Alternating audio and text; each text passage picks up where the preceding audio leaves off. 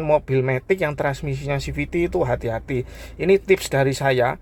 Kalau punya mobil Matic, khususnya transmisi CVT atau transmisi yang lama lah, tapi yang lebih rawan itu yang CVT seperti Honda Brio ini ya. Itu yang CVT, itu dipastikan tidak ada rembesan uli. Kita lihat bagian sini juga.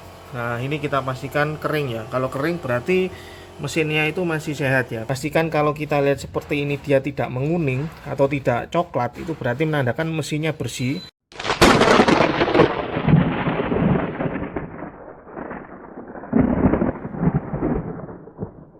Oke, ketemu lagi dengan saya di Kurnia di channel. Nah, pada video kali ini saya akan mereview bagaimana kondisi mesin Honda Brio ini selama saya pakai 50.000 km ya. Bagaimana kondisi mesinnya, apakah masih bersih atau tidak, bagaimana fisik mesinnya, apakah ada oli rembesan atau tidak, nanti akan saya tunjukkan di video ini. Dan kita akan cek bagian pendinginannya, yaitu bagian radiator, bagaimana mengeceknya, kondisinya bagaimana setelah 50.000 km di Honda Brio ini ya, apakah radiatornya berkerak atau tidak, nanti akan saya tunjukkan dengan jelas setelah membuka bagian kap mesinnya. Lalu nanti saya akan tunjukkan bagaimana kondisi maticnya, transmisinya ya, kalau kondisi baik atau tidak itu bagaimana kita bisa mengetahuinya. Oke, bagaimana video selanjutnya, tonton terus videonya sampai selesai. Oke, yang pertama yang paling gampang ya, kita bisa melihat bagian kondisi fisik dari mesinnya, bagaimana kondisinya, apakah ada rembesan uli ya selama saya pakai selama 50.000 km.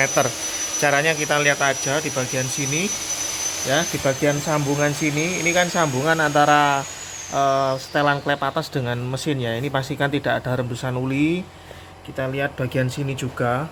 Nah, ini kita pastikan kering ya. Kalau kering berarti mesinnya itu masih sehat ya, kondisi olinya masih sehat. Biasanya kalau kering gini, untuk mesinnya pun masih bersih ya. Nanti akan saya tunjukkan bagaimana mengecek mesinnya masih bersih atau tidak dengan cara membuka tutup olinya. Kita cek dulu fisiknya, pastikan sambungannya tidak ada rembesan ulinya ya. Nah, seperti itu ya.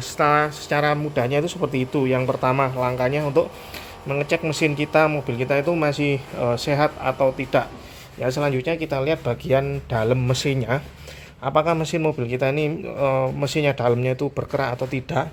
Caranya gampang, kita tinggal buka tutup ulinya, dan cara ini berlaku untuk semua mobil ya, nggak hanya di Honda Brio saja.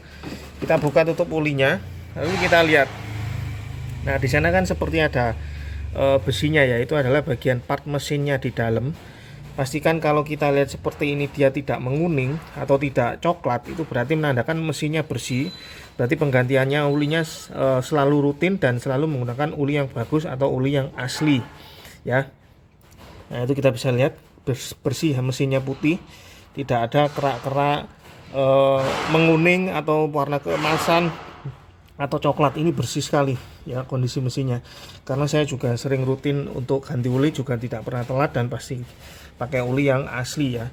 Nah, ini kita bisa mesinnya ini masih sehat sekali ya, masih bersih ya. Secara fisik itu kita bisa lihat seperti ini, yaitu melihat kondisi mesinnya, bagian sambungannya pastikan tidak ada rembes di atas, lalu di bawah tidak ada rembes, lalu di bagian transmisinya di bawah kita cek tidak ada rembesan uli. Nah, di sini juga kita cek juga tidak ada rembesan uli.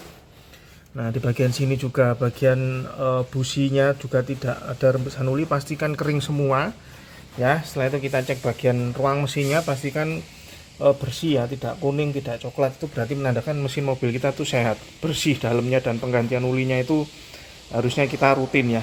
Oke, selanjutnya kita bisa ngolong ke bawah, kita lihat bagian bawah apakah ada kebocoran. Nah, pastikan untuk kalter-kalternya tidak ada bocor ya, tidak ada rembesan uli. Bagian bawah kita lihat kering semua. Nah, seperti ini ya. Nah, ini pastikan juga di filter ulinya tidak ada rembesan. Yang pasti harus kering ya. Mesin yang sehat itu harus kering seperti ini kondisinya, tidak ada rembesan uli sama sekali. Nah, itu untuk bagian bawah ya, seperti itu cara mengeceknya. Untuk mesin itu secara kita manual, secara kita bisa cek sendiri di rumah, itu seperti itu ya. Lalu tidak lupa kita cek bagian pendinginan mesinnya, yaitu pada radiator. Mesin sehat kalau radiatornya nggak sehat, itu mesin akan overheat dan akan panas dan akan rusak ya. Kita lihat bagaimana kondisi radiatornya dengan cara pertama kita buka tutupnya, pastikan kondisi mesin dingin ya, atau sudah diem sehari. atau sudah berhenti 3 jam 2 jam, itu nggak apa-apa dibuka supaya tidak ada kevakuman dari tutup radiator ini, supaya tidak muncrat ya. Kalau panas ini akan muncrat air radiatornya, akan nyembur karena ada vakum ya. Nah ini kita cek juga, cara ngeceknya cukup mudah. Kita cek dari tutup radiatornya ini, pastikan tidak ada kerak putih. Ini berarti menandakan radiatornya bersih, tidak akan tersumbat. Selalu pakai air radiator. Ini kita bisa lihat warnanya. Ini saya juga selalu menggunakan air radiator ya, bukan menggunakan air biasa. Dan jangan menggunakan air biasa, sekali-kali jangan menggunakan air biasa pada radiator.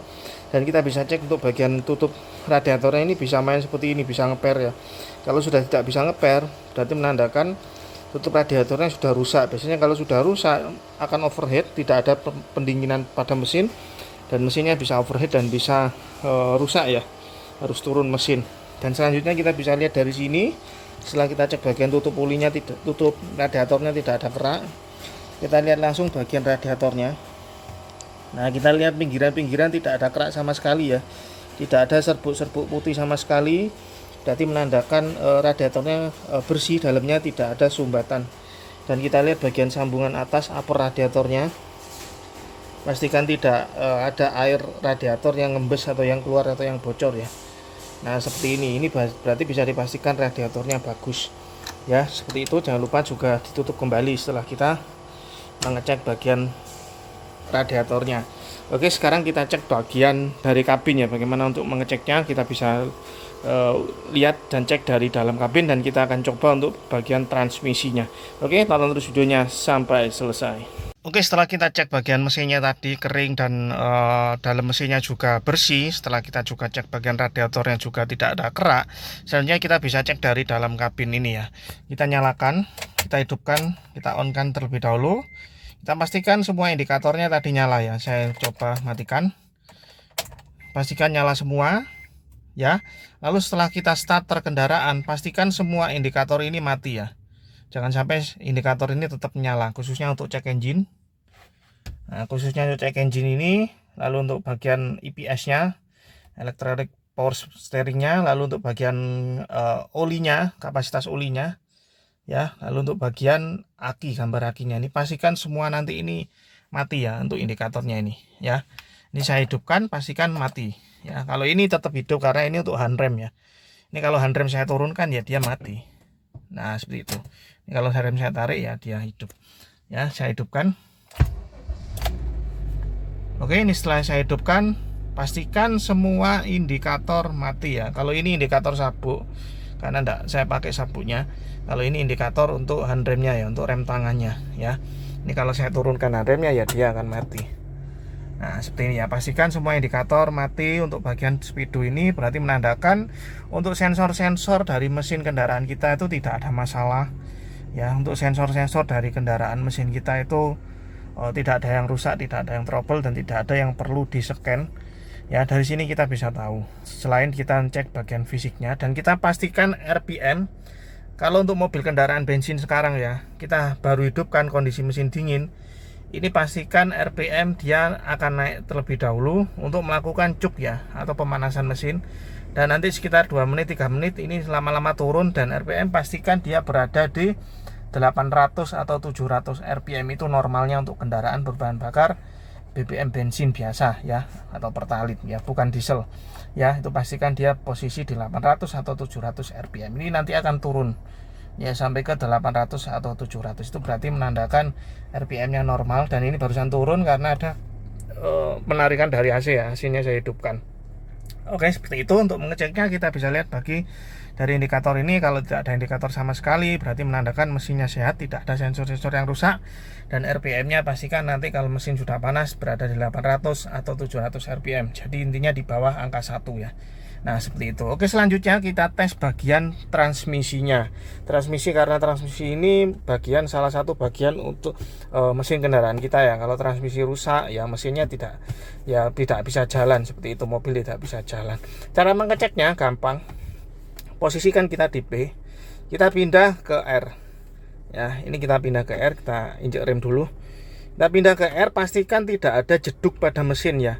Jadi saat kita pindah itu tidak ada bunyi jeduk seperti itu. Tapi kalau hentakan sedikit dek itu nggak apa-apa. Itu memang itu karena kampas koplingnya yang dia baru nempel, jadi akan ada hentakan dikit, itu nggak apa-apa.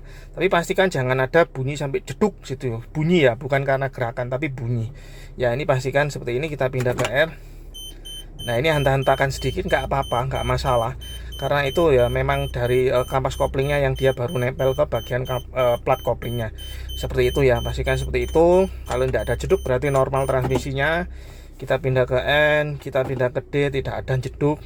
Tapi kalau dek gitu aja nggak apa-apa. Tapi itu kan karena kampas koplingnya yang dia baru nempel ke platnya. Kita pindah ke S juga, pastikan tidak ada jeduk, tidak ada bunyi ya. Ini kita pindah lagi ke D, ke N, dan ke R, pastikan tidak ada bunyi sama sekali ya. Nah, seperti itu ya. Nah, ini pastikan seperti ini tidak ada bunyi sama sekali, tidak jeduk ya. Itu berarti menandakan transmisi kita juga masih sehat, tidak ada masalah. Karena untuk mobil-mobil sekarang itu transmisinya semua sudah CVT dan itu rawan sekali ya. Jadi hati-hati saat mengendarkan mobil matic yang transmisinya CVT, itu hati-hati. Ini tips dari saya, kalau punya mobil matic khususnya transmisi CVT atau transmisi yang lama lah, tapi yang lebih rawan itu yang CVT seperti Honda Brio ini ya.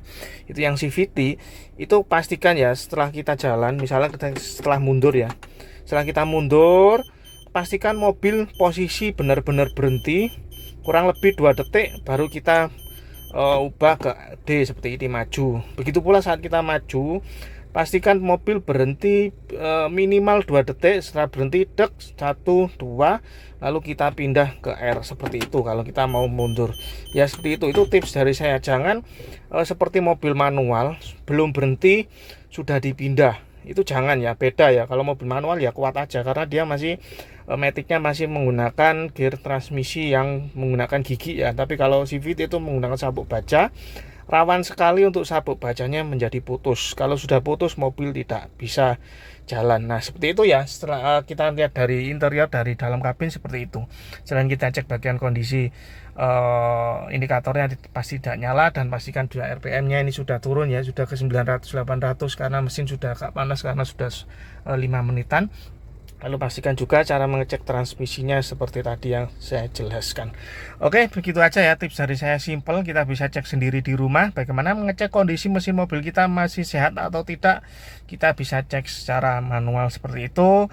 Andai kata kita mau perjalanan jauh, kita cek dulu kondisi mesinnya ya. Pastikan juga bagian ulinya juga tercukupi, bagian area radiatornya juga tercukupi, radiator tidak sumbat, dan pastikan juga untuk transmisinya dia bekerja dengan baik. Oke, terima kasih yang sudah menonton. Semoga video ini bermanfaat. Salam sehat selalu, lancar rezekinya. Amin.